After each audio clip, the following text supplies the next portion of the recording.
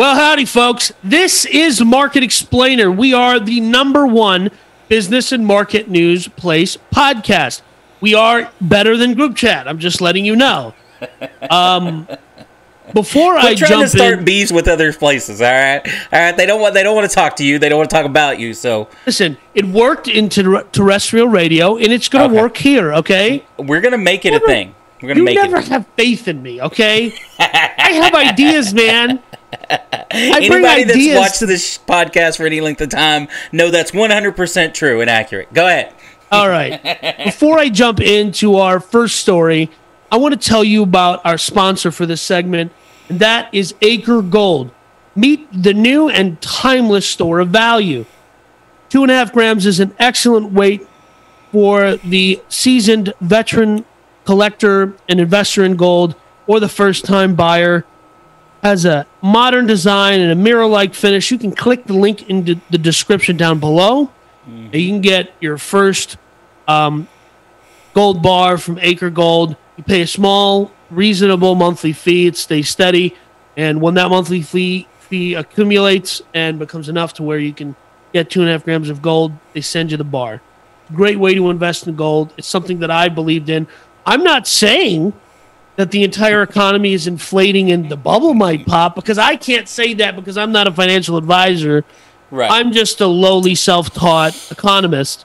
And, lumber's only up 400%. So, well, it's screaming down now. But yes, yeah. I like that they send you the gold. That's what makes the company unique to me. It's not just a fiction of your imagination of it's not gold a paper investment. Yeah, exactly. And it's something that both of us actually agree on, right? Mm-hmm. Which is like, hey, you should have, So, this first story is something we do not agree on. No, we do not. So, let me just give, first of all, this is a watch story. So, as a watch guy, I have to tell everyone in the watch community, today I'm wearing my Glycine Airman Combat Sub, lovely piece. I'm just warning everybody out there before we get into this first story that this is a heavy Danny episode. So if you've watched this podcast for any length of time, you know what that means.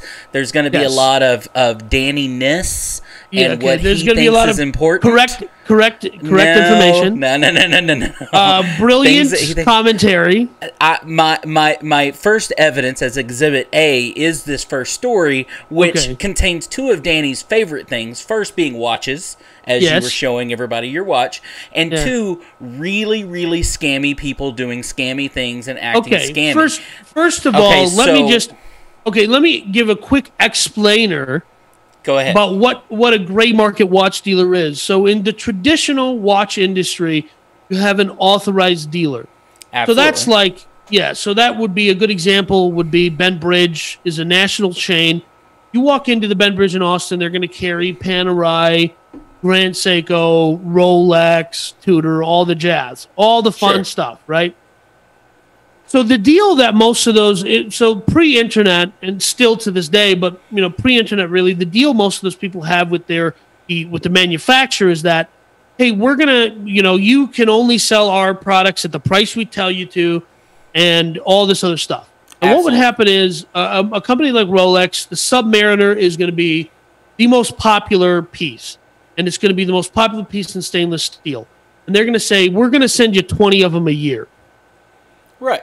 They control the flow of inventory. Exactly. But then we're going to send you 100 Lady Datejusts. Nobody wants this other watch. So the gray market dealer acted as this clearinghouse where the authorized dealer has to maintain a certain volume of sales to keep their authorized dealership. So they would go to the gray market guy and say, all right, I'm going to give you 2 Submariners. You're going to mark them up to the sky because there's, my current dealer right now has a 4-year waiting list. Right, so if you can get it today, somebody's going to pay more money because there is a manufactured shortage. And the authorized dealer had a place in the market because, they're going to mark up those 2 pieces that everybody wants, the sub, but then they're also going to go, you're going to take 50 Lady Datejusts off my hand as well, right? Which and the they're math still is going to make money off of in some way. Right? So, but look, this is no different. This happens in a lot of businesses. This is not just a watch industry. This gray area business, as you call it. The gray market. Let me just... Go ahead. So this first story is about a gray market dealer in Dallas called Timepiece Gentleman or Gentleman Timepieces. Can't really tell because they have both Instagram handles, and their YouTube channel is called something different than their business, but they use the exact same 2 words, so it's a little... Yeah, Timepiece Gentleman, Gentleman Timepieces, yeah. Vaccine to me. So 4 weeks ago, and this company has had a meteoric rise since 2018. The gray market now looks a little different than it used to. Okay, meteoric rise is a wrong word. I would propose that their meteoric rise is as much of a part as their scam as everything else. They have a perceived meteoric rise. Okay.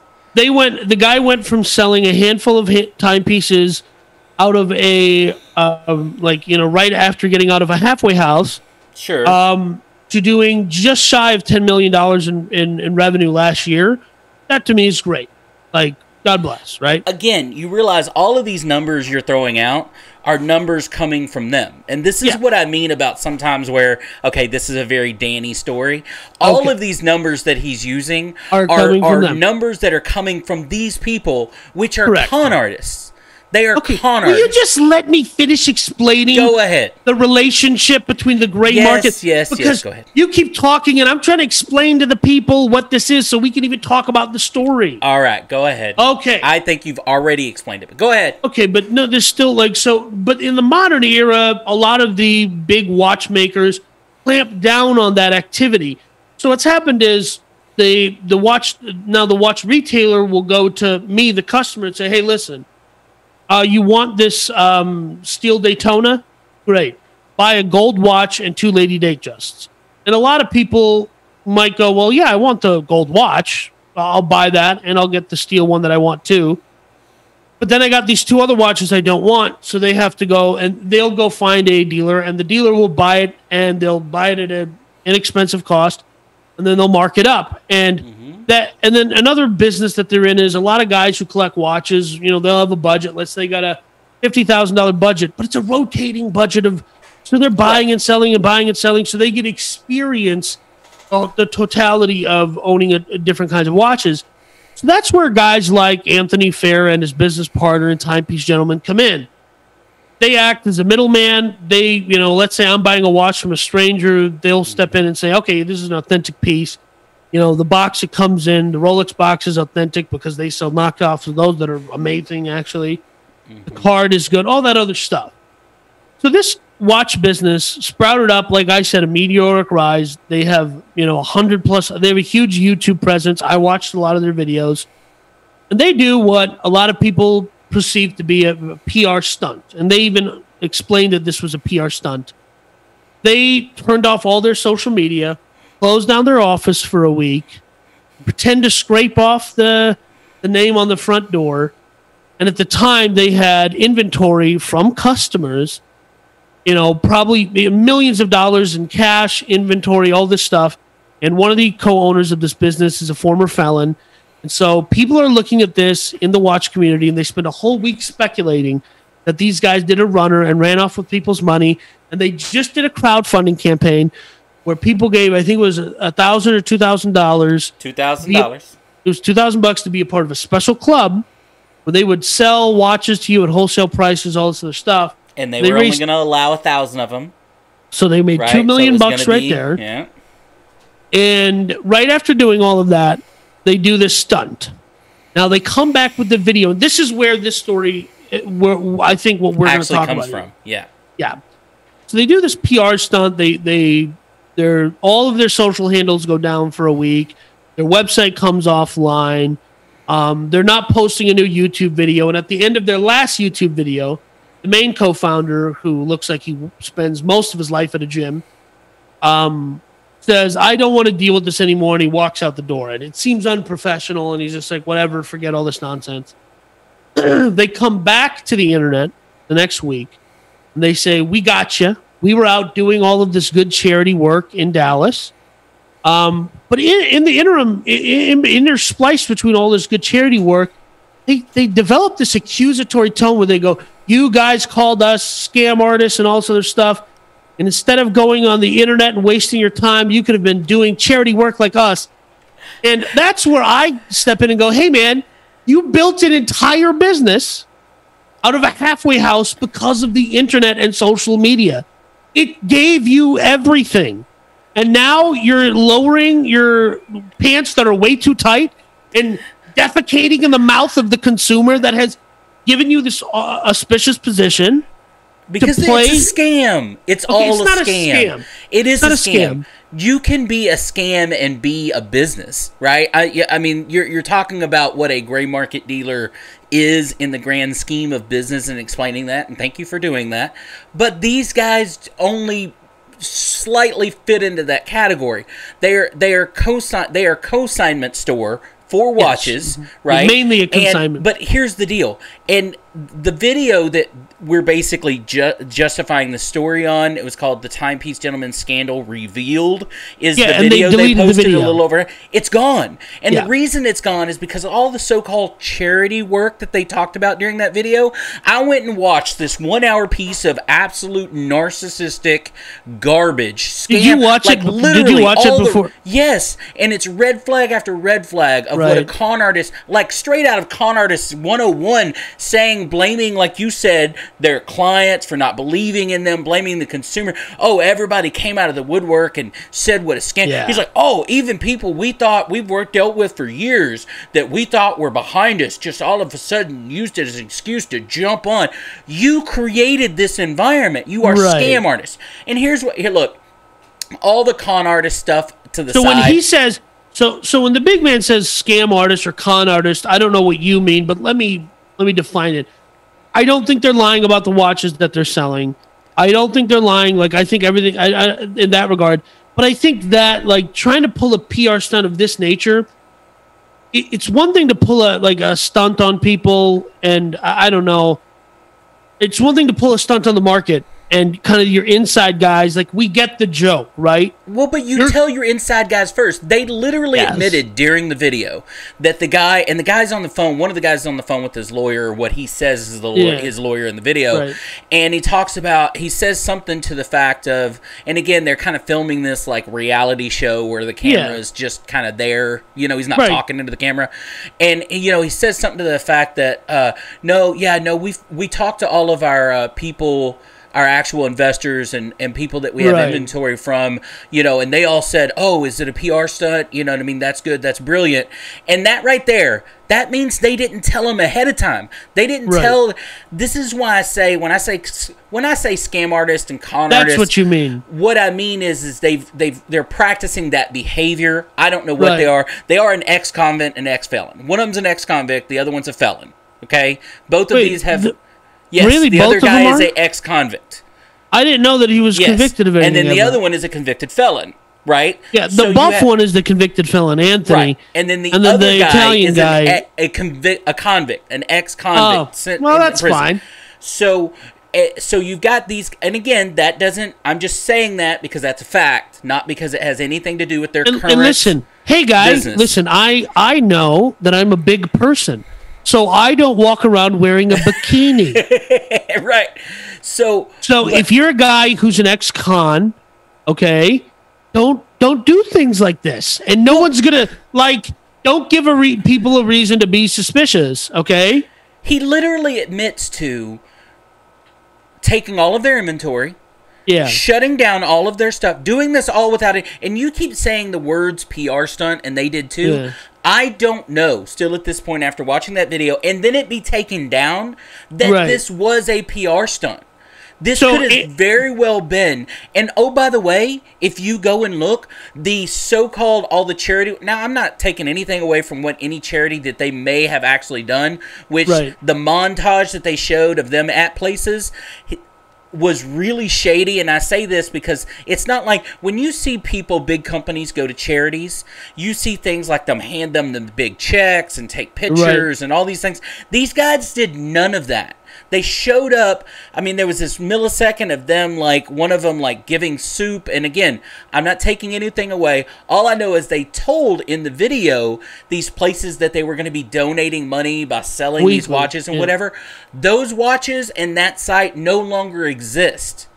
Well, the site is back as of like very recently, but those watches are nowhere to be found. But that's my point. Yeah. So they went out and maybe told these places they were going to do this and video recorded it, but maybe those places haven't seen a dime. And I don't know that we know that. So and the reason I included the story this week was because it's my show. And this he thinks it's his show, but and again, look, it's an interesting story. So and it falls within the business and marketplace. Yeah, so my takeaway from it was these audiences that you build are easy to fracture. Right? Easy come, easy go. You build an audience in a matter of a year,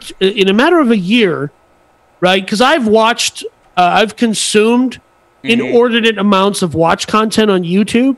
Sure. And these guys started popping up in my recommended, 2 or 3 months ago.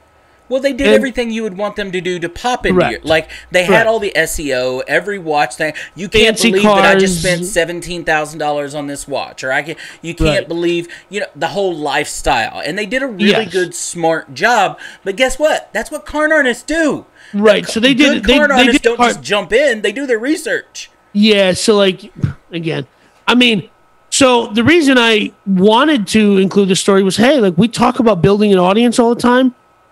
And it's not like once you build this audience that they're just going to ride or die for you, if you try to pull... So the thing is, they tried to pull, again, I call it a PR stunt, and they identify it as a PR stunt. So that means we have to call it a PR stunt.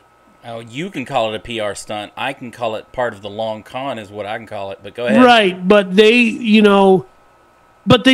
perpetrated the stunt not on... they perpetrated a stunt against their own people. That's why I say it doesn't make any sense. Right. Explain that to me. What did they think was going to happen? I can't. That's the thing. Is what in that video, the now deleted video, they take a lot of it takes a lot of hubris to say, gotcha. Well, I'm going to send you the link, and I'm sure Danny already has it. You can actually find their deleted video. Obviously, it's out there. We'll put a link in it down below where you can actually watch the video that they deleted, because I guarantee you somebody, whether it was a lawyer, their lawyer, somebody went to them and said, dudes, you got to take this down. It's doing more damage than it is helping you. And, and they came out with one of the founders came out with a video and said, I'm sorry, I apologize. And... he didn't, and in the video, in that second video, in his apology video, he acknowledges that he just took advantage and he didn't realize. And what I think is, here's what I really think. I don't think he realized. He just thought that these people, the people who watch his YouTube videos and buy watches from him, were just going to be there forever, and he just took them for granted. And he figured out that that's not true, and they will leave him. And they will give him the middle finger. And again, I'm going back to my early example. I'm a big dude. Yep. I don't run around in a bikini because nobody, including myself, wants to see that. Okay? I don't. And look, I fall in that same category. If you're an ex-felon, don't abscond with tens of millions of dollars of inventory and investor money in a PR stunt. Trying to do a runner people thought you ran with the bag. Funny. Nobody's gonna find that funny. Okay? Nobody, and that's the thing. Nobody thought it was funny, and it wasn't intended to be funny. It was intended to be I'm gonna get people outraged, and then I'm gonna take their nose and I'm gonna stick their nose in their own outrage, and say, "Why are you outraged? You could have done charity instead." It's Michael Vick can't go be a dog catcher one day for, the city or whatever, and have it be a publicity stunt, okay? That wouldn't work. Nobody would find that funny or entertaining or you know what I mean? Speak for yourself on that one, but okay. But, so, again... without knowing what these guys thought was going to happen, which, again, I'm siding on the fact that it very well could have been they were trying to run away with the money. No, I think this all started in their face. Up. But I think this started in their face. Yeah, you also have... Look, who are the people... and again, we don't always know this, but we can use some conjecture here. Who are the people doing business with these guys anyway, right? They're shady people, right? Scammy people have a tendency to do scammy things with other scammy people. I don't think that their customers are shit. Okay. Not all. I'm just saying, right? You just alluded to it earlier. Part of the whole gray market business, the Rolex making that deal with whatever supplier here in Texas they have, they don't want you to do these other things. And there's a reason. Because shady things happen in shady areas, right? So, look, it's mostly about I grew up in protecting their South brand Dallas, okay? If there was something shady going on, it probably was something shady, and that shady was connected to something else shady. Okay, so my point is if you're a scammer, right, this good old school mob mentality. You don't trust anybody. And if you're doing business with somebody you don't trust, you can guarantee they probably don't trust you either. So you have two scammy, shady guys doing shady business, and you think their clients are a whole bunch of straight up people? No. A good majority of them are going to be scammy people. So when they I don't think so. I think that, I think the majority of their customers are people who like watches, and they're just... And in just not just this market, but in general, it's if you have the inventory, you have my attention. Okay, and this is my point exactly. And Danny doesn't realize that he's making my point, and hopefully y'all watching does. Danny, y'all know, loves a scam. Okay, if Danny can buy a $10,000 watch for $2,000, right, and it's shady, Danny's gonna do it. Now, because that might be true. There's no right case for a $10,000 watch to be $2,000. And that's not what's going to happen. It's going to be a $10,000 Rolex that I'm going to pay $14,000 for because of the shortages. Those are the numbers. Those are the numbers. I'm not kidding. I'm using that as an example of somebody. Look, when something doesn't smell right, there's probably something wrong with it. Here's a better example. Taking advantage of it, you now become part of. Right. This is a better example. Schemes work, and so I want to go buy a Rolex. The Rolex dealer says, "Yeah, good luck. I'll put you on the list. We'll give you a call in 2027." Right? Yeah, that's okay. And then I leave Benbridge, and then I go to Gentleman Timepieces, and they say, "Yeah, we have that $10,000 Rolex. It'll be $14,000 or $15,000." Yeah, and then I'll pay them. Look, again, the co-assignment, I'm a big fan of the co-assignment business plan. There's a lot of money to be made in that. And I have no problem with secondary markets at all, or third markets for that matter. We talked about that with clothing and, you know what I mean, stuff like that.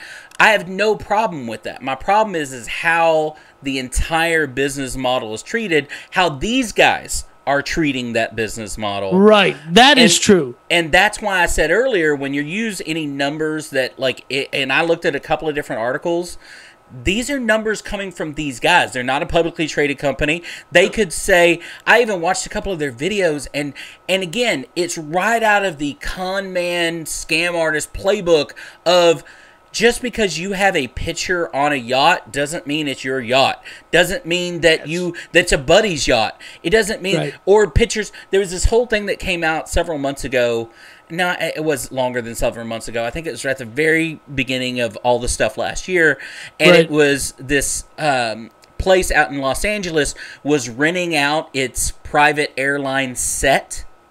Yeah. Right? So it wasn't a private airline. It was a private airline set, a very high functioning. And they figured out that they can make, instead of just giving it to TV shows or movies, they can make a crap ton of money renting it out to these Instagram people and whatever. So they started doing that. But the danger of when they turned around and they would rent it out to Instagram butt models. Right, but the danger of that is the more it catches on like anything else, and the more they advertise, all of a sudden people starting putting 1 to 2 together that you're trying to get me to rent a place to take pictures, and that looks a lot like this Instagram model's picture where she said she was on a private jet going to blah, blah, blah, blah, blah, right? Yeah. Whatever, right? And then all of a sudden now you have this laundry list of Instagram people and whatever. Yeah. Now they're being called out for not being who everybody said they were. Watches, yachts, a lifestyle in today's world of social media can be manufactured. How much of that in their lifestyle has been manufactured? right? And listen, if you've watched some of their videos, which I've watched, I don't care to admit this, but I've watched a lot of them because they're... I have not. Just enough for the story. Salt Bay has a restaurant in Dallas, so they spend a bunch of money going there all the time. Mm-hmm. They spend a lot of money. The guy even told his one investor, he's like, I just want you to know I am going to buy a speedboat. Because part of what we do here is we sell the lifestyle. I'm like, I don't give a rip about your lifestyle. Show me these extremely rare timepieces that, they're doing where they're opening boxes, in one of their episodes, and they're opening, $400,000 worth of timepieces, rare Richard Milles, the AP Black Panther, which I think is an ugly watch. I would never buy it. I don't know which watch you're referring to. Of course not. You don't know anything about this man. This segment was for me to nerd out, and you had to come in here and talk a bunch. Well, this is a business and marketplace news podcast, not timepieces 101. All right, so this is where we talk about business and how these guys look. Again, I'm not against anybody making money. Make money any legal way that you can make money. Danny probably has a little bit more of a gray area about the word legal way there than I do. I would use the word moral because it's not up to the government to define what is wrong and not wrong. And there you go. So I'm all for these guys making money, ex-convict, felon, whatever. I don't care about those titles. I don't know that Marco's an ex-convict. I can't remember. I don't think that's true. At least listed in the 2 articles that I read about this, both call him an ex-convict. And the other not Anthony? Okay. I just, they've got it on here. Okay, so we're just going off someone else's information. I'm just saying... Look, all we have is someone else's information, right? Well, and let me tell you something. These stories. I'm not surprised, okay? I'm just saying I'm not surprised. So, because if I found out somebody... What's that? Because the number they put out, and I think we talked about this a couple of weeks ago, when they actually went... You told me, hey, these guys pulled this dart or whatever. Yeah. They, according to them again, they built this into a $10 million empire, right? Again, that number is according to them. Okay. You did they say they did $10 million in revenue in a consignment business. So when you say $10 million in revenue, do you mean the retail prices of your watches? That is not, to me, what revenue should be, because the ticket price, you sold something for $15,000 and you got to turn around and give the owner of it $14,500. Your revenue number there is 500, not 15. And I'm pretty sure that this $2 million in funding that they did off of Instagram, crowdfunding, by the way, crowdfunded through Instagram, by the way, which all in itself is not a red flag apparently to people. How much of that $2 million? Because they did that and then turned around and pulled this PR stunt. So they did the crowdfund, and people were falling over themselves to wire these strangers $2,000, and I've been scammed a couple of times. Okay, how much money have they? How much value? Let's reverse this, because people can spend money on whatever they want. Right? How much value have those 1,000 people since joining this inclusive club? Right. How much value has been returned to them? And legally, it's probably, legally speaking, probably zero.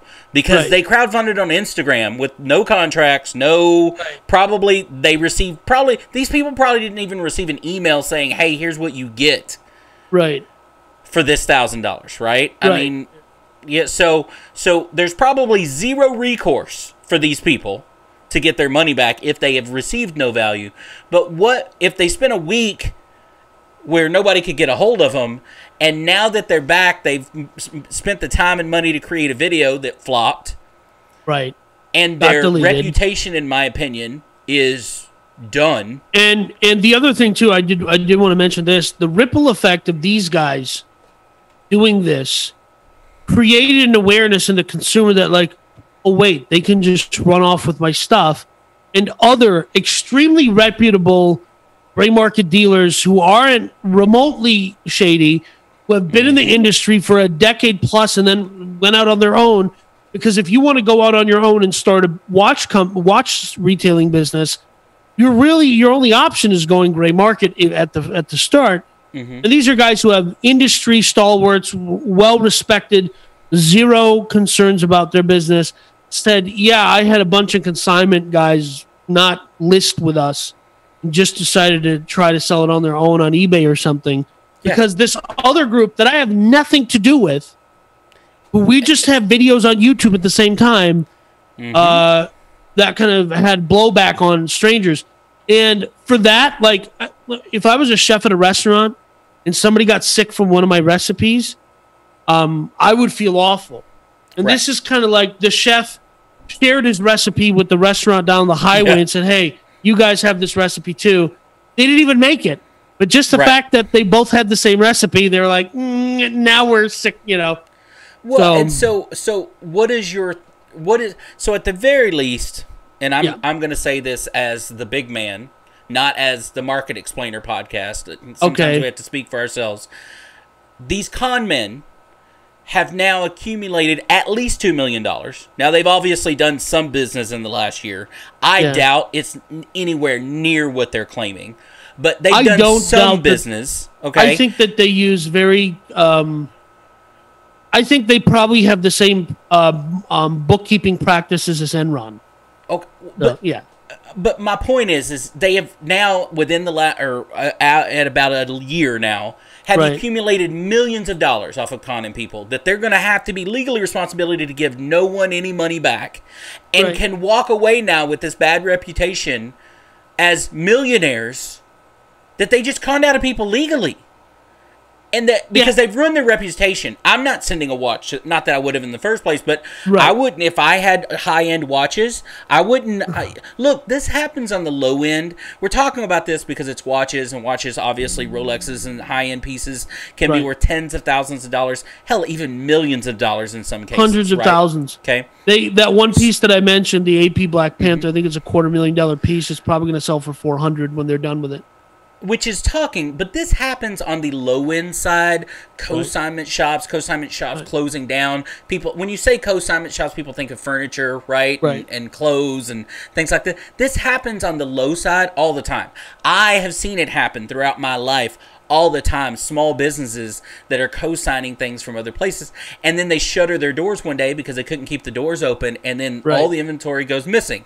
But nobody's going to file a police complaint over a $250, whatever. But for $250,000, absolutely, you know what I mean? I might have a problem. They are. So again, I think this was a tone deaf. If it was a stunt at all, it was a tone deaf stunt. That failed on its face, that's going to end up costing these guys their business if they wanted it to continue. On the opposite side, that's at the best case scenario. The worst case scenario is these guys were really trying to run away with millions of dollars, realized very quickly that they weren't going to be able to do it, and this is their cover-up, which is an awful cover-up. I think it's the first one. And I also think that there could be a potential that they said, hey, we can't run away with the thing, but we can crater the business, right? Sure. Well, they still have the $2 million that they raised from all these people. They're going to get no value, right? That is the business that goes, I bought a discount coupon for a company that no longer exists. What do you want me to do with it? Yeah. You see what I'm saying? Because that's what the $2,000 was for, was so that you could get a deal on the inside track of these watches. And if that company shutters, which I don't know how it could continue to exist at this point. Well, it looks like they're, they put out another video, their normal video this week, and it looks like they're gonna keep on trucking. I don't know if that, what that entails, but who's gonna let them sell their watch? That's the thing. I'm not going to buy or consign anything to them, and I am nearly their target market. I am the guy that they're looking for. You are the guy they are looking for, right? You're you know what I mean. But any deal they had with a reputable dealership to be that secondary, do you think those still exist? No. Do you think Rolex or any of these other big watch manufacturers hear that Bob's, Austin, Rolex, or whoever they currently have a deal with are doing business with these guys, and they're going to let that happen? Of course, no. Of course, no. not. Yeah. So all of that business, that inside business that they may have had, at the very least is gone. Right. And why would the average everyday co-signer, right, that guy that, you know, on any given month has that $50,000 where they like to rotate in and out watches and blah, blah, blah, they're the only chance they would have to continue to exist. And why would that guy do it either? And the other thing is, it's not that they're the only game in town and that you have to go to these guys. It's that there's 10 other guys doing the exact same business on YouTube, and 5 of them are backed by massive, wealthy jewelry consignment or jewelry companies, and the other guys are backed by 15 or 20 years industry veterans that used to work for huge retailers, that used to work directly with the watch manufacturers. So they have a reputation. And these guys, again, and the thing is, like, you can't outrun a bad reputation. And right. And it's not that and here's the thing, not at this when level. Here's the thing, when it comes to their actual consignment business, they had a pretty decent reputation. They had a pretty good reputation. 5 stars across the various platforms where people get rated. But they shot themselves in the foot, and I'm here to laugh at it. That's all, I just know from a business and marketplace news podcast, here's a great example of what not to do.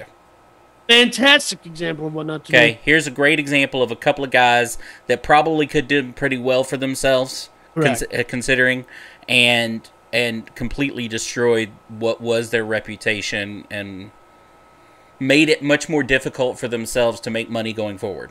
Well, I don't know what's going to happen to these guys. I wish them the best of luck. I get the distinct impression that I might be buying a mattress from one of them sooner than later because they're going to be selling mattresses in the future. All right, what do we got next? But I think we should move on to this next story. But before we do that, our sponsor for this next segment is Big Man Gear. BigManGear.com is owned by that guy, Big Man. It is an Amazon Prime store with all of the Big Man's merch. You can go to BigManGear.com and grab something from there today. And this next story... Hold on. Got a brand new shirt that I uploaded today. I told Danny about it. Everybody knows how much of an antisocial person I am, so it is... it says, I'm about that antisocial life, which all of us going back to work, if you are one of those people that have to go back into an office, I feel bad for you. Buy one of these shirts, wear it to the first day back in the office. Maybe they send you home and just don't want you back to the office, right? So buy one of the shirts and we're good. Maybe you're not going to be employed anymore. And so we don't... That was the Big Man saying to do that, not the podcast. So we don't have any liability. You need to start your own thing anyway. We're big advocates of starting your own business. Anyway. That is true. And maybe this is the push you need. Maybe you can be one of those people on Instagram who's like, I thought getting fired was going to be the worst thing that ever happened to me. But I started my own business, and now I con people into helping me sell their watches. There's apparently an opening in that market. I know. So Twitter has this amazing feature. This next story is about Twitter's new amazing feature called Fleets. And it's just like an Instagram story. Are you familiar with this? It's gone. Yeah, exactly. 8 months. And they got rid of it. 8 months. You realize this is the second or third story we've done this year about a social media platform adding some whatever, fill in blank here, right? And then within months, not years, months, shutting it down completely. Yeah. Hilarious. Okay. And then, so Twitter, look, everybody loves Twitter. Well, I say everybody. I love Twitter. Yeah. No, look, I love Twitter, and I've been banned from Twitter. I'm on my second or third account. I've never been banned from any social media platform, but the Twitter is great because of that real-time interaction, right? Right. Yeah. However, I agree with this. Look, and they even say it in several of the news articles. Fleets come from Twitter has tried to figure out why they have, when you take 100% of Twitter users, there's literally only 25-30% of Twitter users that tweet consistently, right? Okay. Your other 70%, like me, by the way, are watchers. We're watching the other 30% interact and tweet and whatever, right? You're watching me get banned. I am a total voyeur when it comes to Twitter, right? You know what I mean? Probably other things. I want to see the insanity back and forth. I want to see the football player and the coach go at it on Twitter. I want to see the movie star and the country music star go at it on Twitter, right? Okay. I want to see all of that, but I'm not going to engage with anybody on Twitter like you would. Obviously, we all know of the famous Danny and, was it Mark Cuban, right? That's correct. Got into a Twitter war, right, over... On my banned account. Okay, the big man is not going to do that. The big man is not going to argue with anyone on Twitter or any other social media platform. Well, I say that. I argue with Danny on here on YouTube, but that's different. I am not arguing with anybody on Twitter. I'm just not going to do it. You're not arguing with strangers on Twitter. No. I'm just saying my claim to fame is that I argued with Mark Cuban on Twitter, and your claim to fame is you're a voyeur on Twitter. That's... Hey, whatever.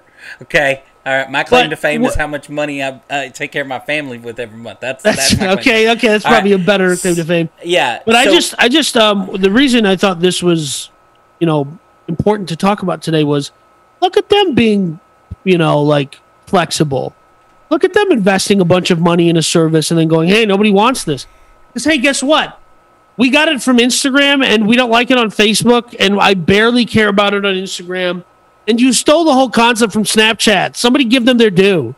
Well, so they obviously wanted to increase the engagement, which was what they were trying to do. They tried something, it didn't work, and they're getting rid of it, which is cutting the fat, right? You have something that doesn't work and get rid of it. And look, here's literally one of the quotes, and I like this, so I wrote it down. It says, if we're not evolving our approach and winding down features every once in a while, we're not taking big enough chances.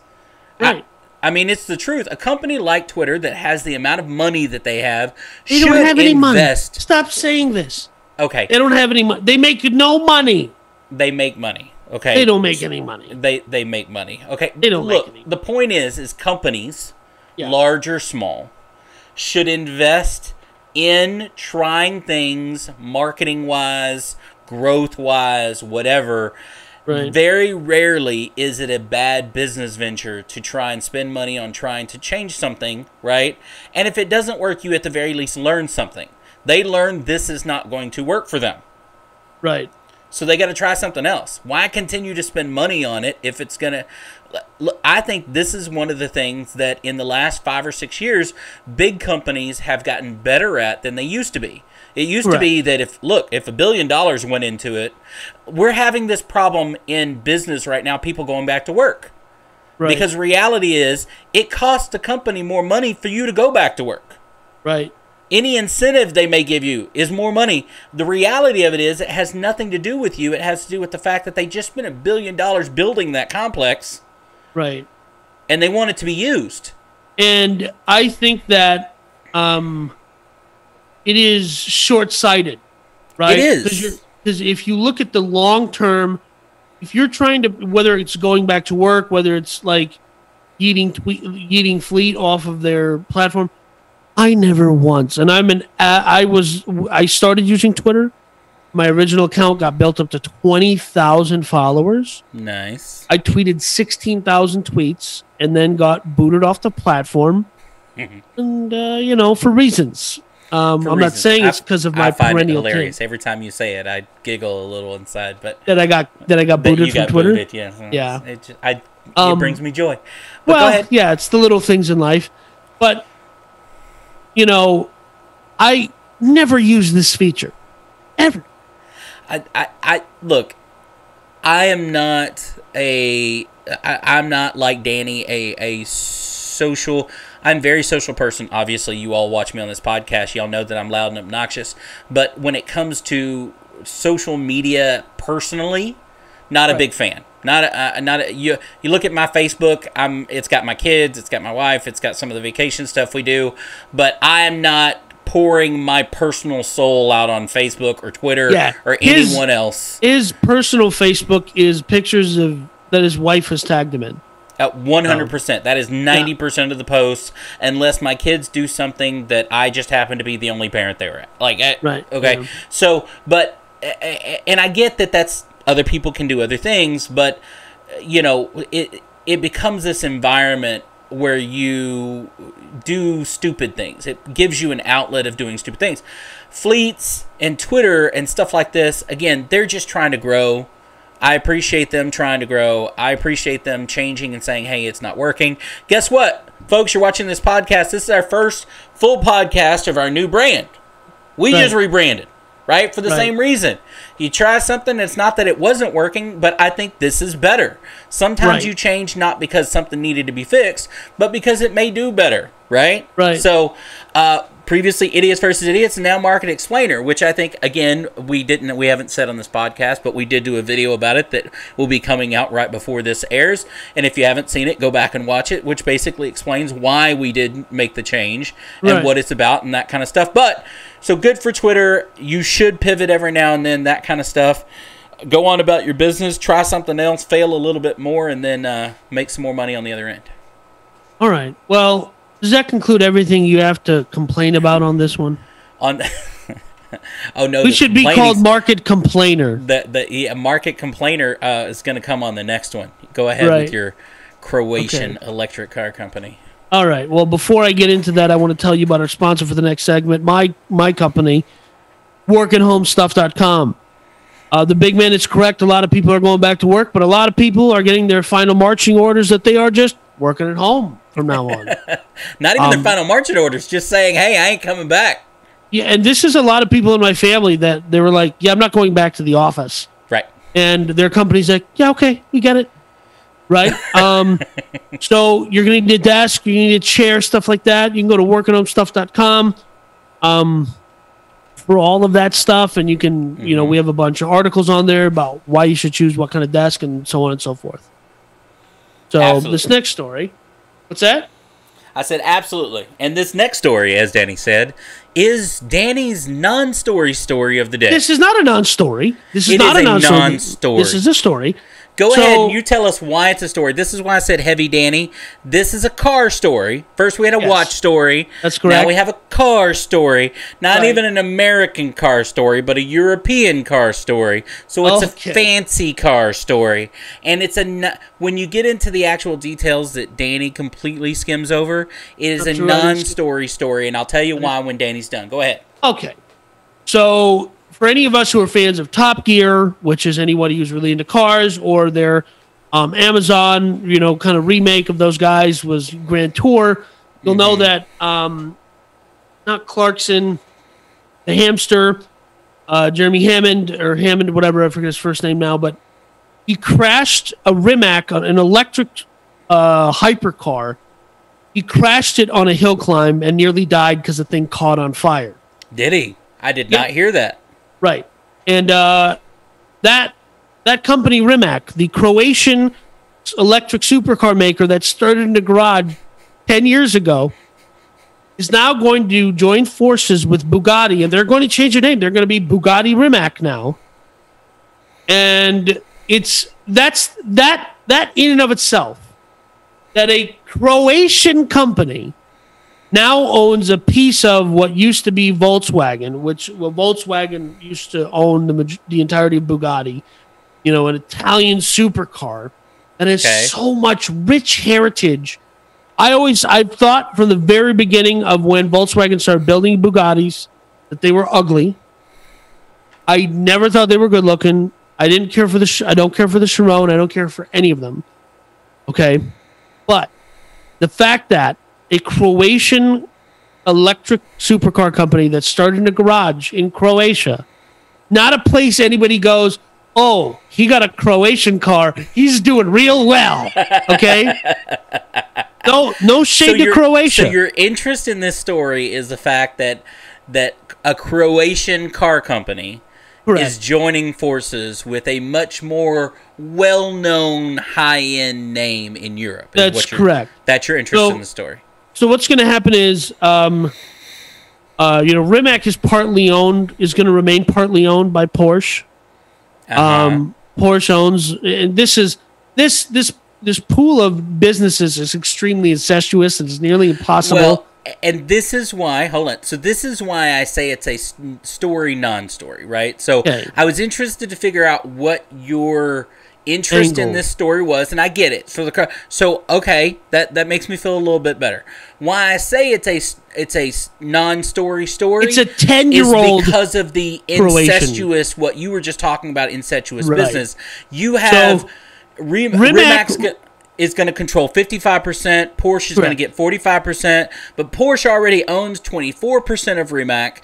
Yeah. Rimac is then also Hyundai is also a 12% stake over of Rimac. But they're also going to get to benefit from the relationship that is now a 55% stake in what is Bugatti Rimac. So what you end up having, and this is why I say it's a non-story story, is this really has nothing to do with nothing except for getting, and you're seeing this in all of the automotive industry partners out there, right? Is what Elon Musk wanted to happen 10 years ago.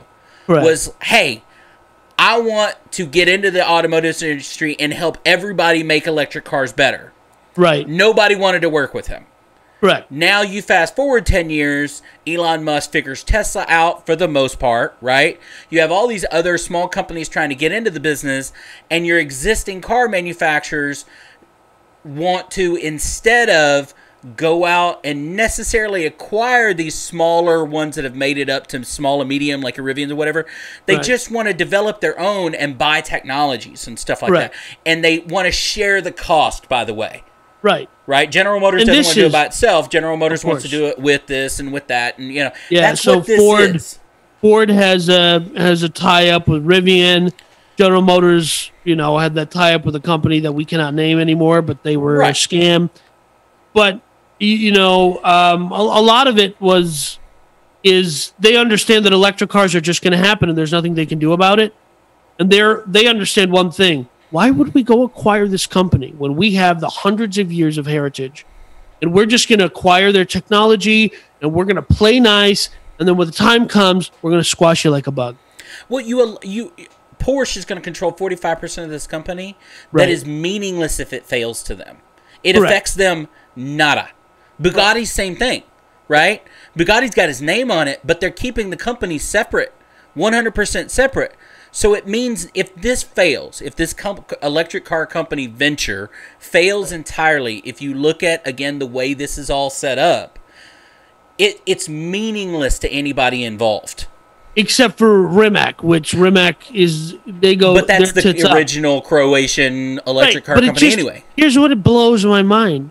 10 years ago, some guy in Zagreb is trying to make an electric supercar in Croatia in his garage. And it's not like he had Koenigsegg, like Daniel Koenigsegg was, kind of made the amazing hypercars. It's not like it was one of his pristine, air-sealed, hermetically sealed facilities. This was a garage in Croatia. A garage, yeah, in Croatia. It looked like a garage in Croatia, okay? And the fact that 10 years after that, and the fact that this was not a small crash. This was a huge PR nightmare for them, that this guy took the car and it lit on fire. And it was like a regular internal combustion engine is not going to tumble down a hill and light on fire like this. Right. That's in the movies, right? Like that, that doesn't happen in reality. And this was hey, good, bad PR, right? Like sometimes you know what I mean? I guarantee you when that happened, when that aired or when that happened and made the news, I guarantee you car manufacturers, Porsche, some of them may have had no idea who this guy is. Right. Or was. And then all of a sudden this news article comes out and somebody at Porsche goes, what? Does anybody know about this car? Right. Did anybody watch this? Did somebody watch it? And the other thing too is the advancement of technology has gotten so good that it's easy for companies to go out there and put together, not easy. It's easier than it's ever been for a guy to go out there and say, I'm going to start an electric supercar company, and I'm going to source this from China and that from here and this from Germany, and I just got to go here and I can put the whole thing together, and it's become, I can 3D print this. It blows my mind that a guy in Croatia could do this. And it blows my mind even Alibaba and you know what I mean, all these different kind of sites like that where I can buy almost anything from almost any place in the world for relatively inexpensive. And like you said, 3D printing, right? Yes. Certain things and stuff like that. And so I'm just fascinated, right, that after 10 years, a company can end up in a partnership with Bugatti, one of the most long-running names in auto manufacturing, and that they even got their name tagged. Listen, the fact that it is Bugatti Rimac, the fact that that's even that they're even putting the name on it, the fact that they just didn't say we're acquiring the entirety of Rimac's technology and shutting Rimac down, and now the entire team works for Bugatti. But obviously, the smartest people in the world aren't putting these deals together. We just talked about the one with GM. How did that even happen when you have billions of dollars to vet these contracts? But I tell you what, I couldn't find anywhere in this article and another one that I read about it where any money changed hands. Yeah, so it's all just everybody shook hands. Everybody shook hands and said, "We're just, we're all shaking at the urinal. There's no one's pissing in someone else's cup." Unlike the General Motors one, where that guy got a check, it doesn't look like Porsche and Bugatti. They've just basically said, "Hey, if you figure it out, right, we're with you. Great on you. We're there to help. But if you don't." I think some of the technology is already Porsche is already using some of their technology. So, and look, I'm just saying. Porsche may get. He may figure out something, not necessarily an entire electric car, but figures out something that is useful to them, and it's worth every penny they may or may not give him. Right? Correct. But I couldn't find anywhere on here, unlike the General Motors deal, that was like, here's, you know what I mean, $10-20 million. Everybody just exchanged paperwork. Exactly. But good luck to him. I hope he figures it out. Right. I'm sure everybody out there would buy an electric Porsche. You know what I mean? 911 if it came out, That's disgusting. Dude, a Porsche 911 is the most recognized Porsche on the planet. Don't snarl your nose. I know. And if people buy an electric one, they're stupid. I'm not buying a Porsche, period.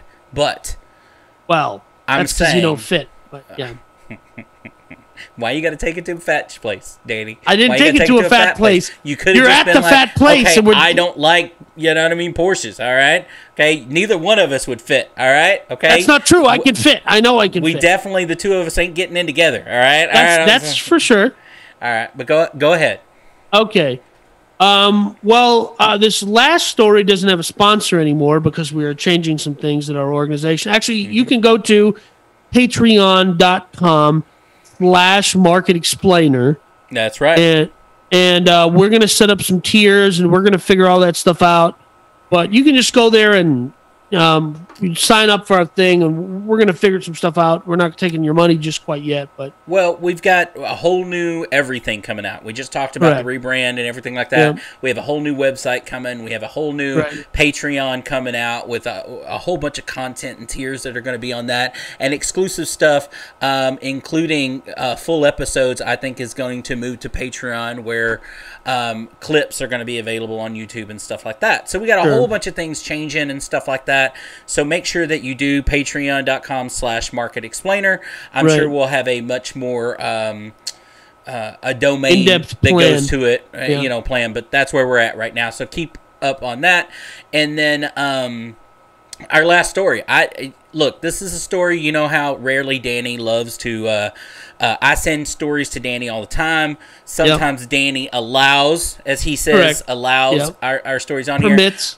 Permits. I thought this was an actually hilarious story that fit very well within business and marketplace news. The company of McCormick and Company, which we all know as the taco seasoning packets that we all grab at the Growly. It's by far the #1 most bought taco seasoning, right? That everybody buys.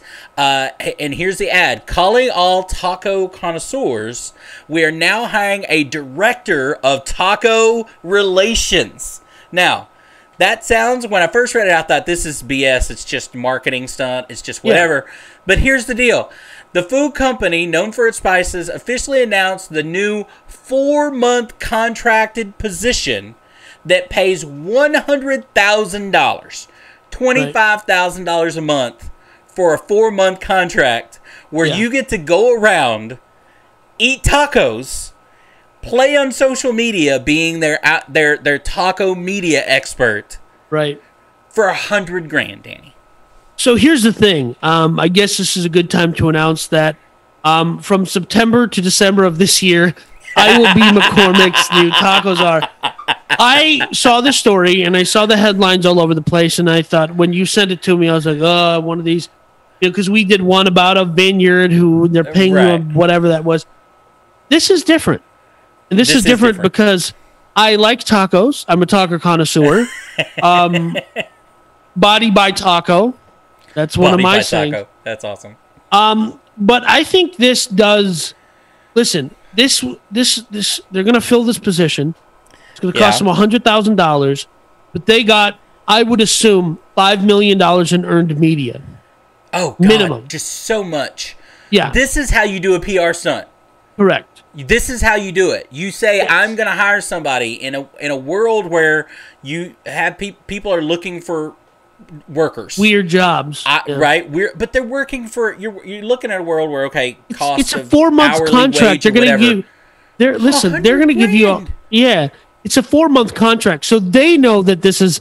They know that whoever is going to get this job is not going to do anything. Right? It's costing them $100,000. Everything else is like free content, free marketing, earned media, earned media, right? It's costing them $100,000 to deal with somebody they may or may not like for 4 months. That's it. And guess what? A lot of that earned is coming because this person is going to be there for 4 months, and they're going to be on TikTok, and they're going to be on Instagram, and they're going to fly them to these different Guy Fieri type of places to try tacos and to, you know what I mean, and have a camera crew follow them around or whatever. So that earned advertising is coming for for the rest of the year. Right. Yeah. And so it's still coming. And hey, guys, in 2022, starting the summer, I will be starting the Austin Taco Tour, and I will be taking you to my 5 favorite taco places in Austin.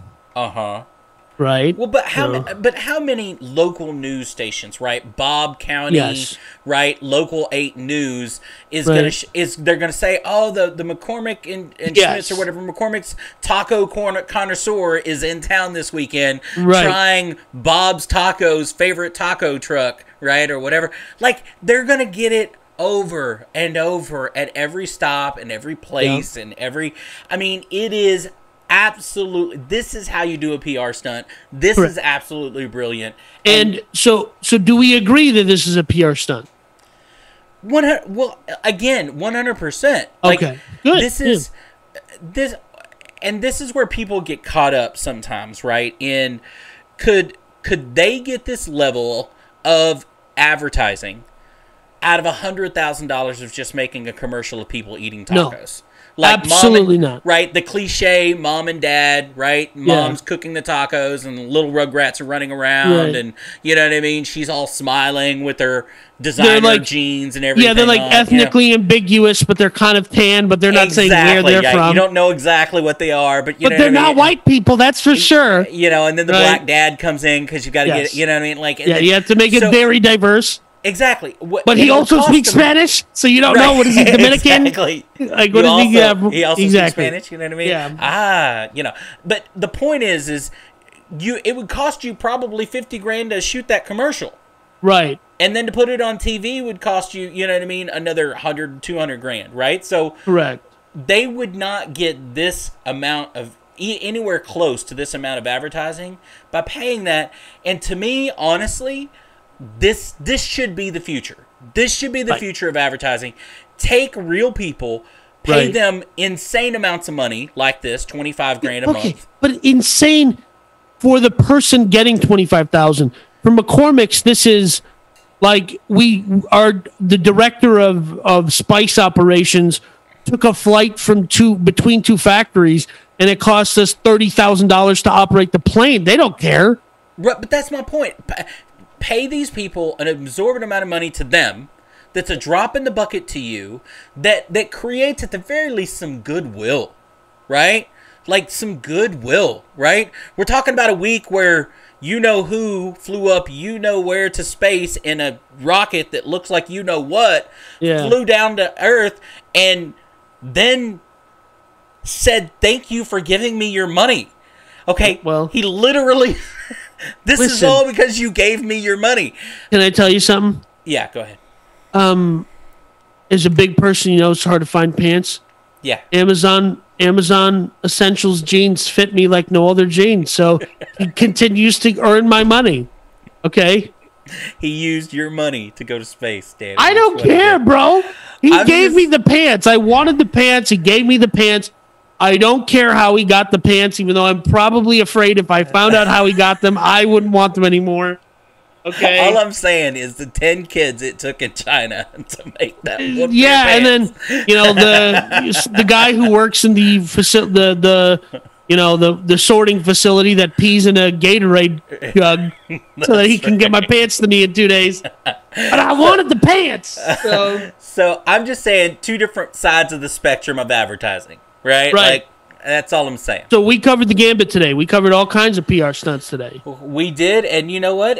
I enjoyed it. So that's all that matters. And hopefully everybody out there got the explanation of these stories and got a little bit more insight in these stories. I will say, and this just kind of marks our new Market Explainer branding, is, Danny, we have been on the forefront of a lot of our stories. Right. We just have. Danny sent me yet another one this week where a major news outlet turned around, a week after we did a story here. 1 month. 1 month. 1 month. They were a month behind. They were a month behind us on a news story, and we did a better job explaining it than they did. So stick around, hit the subscribe button. Follow us, of course, on Twitter. It is at Market Explainer now. That's correct. Facebook, everything is all Market Explainer now. So even on TikTok is Market Explainer now. And if you could just gently caress the subscribe button, we would. Why you got to make people uncomfortable? What? They don't need to caress anything. Use your. And if you could just, kind of make a circle. No, Danny, stop. Around that's enough. The bell icon, that's all we need. please. Do you have anything dumb to say at the end? Go ahead. No, I don't have anything dumb, but I just wanted to add in before we conclude the show that my bank continually claims to be so high tech, but anytime I try to e-deposit cash, it never works.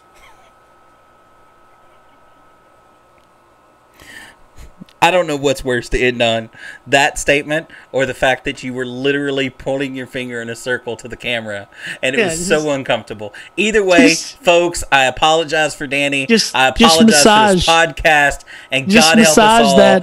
Hopefully, that bell notification. We'll see you the next time around. Yes, we will.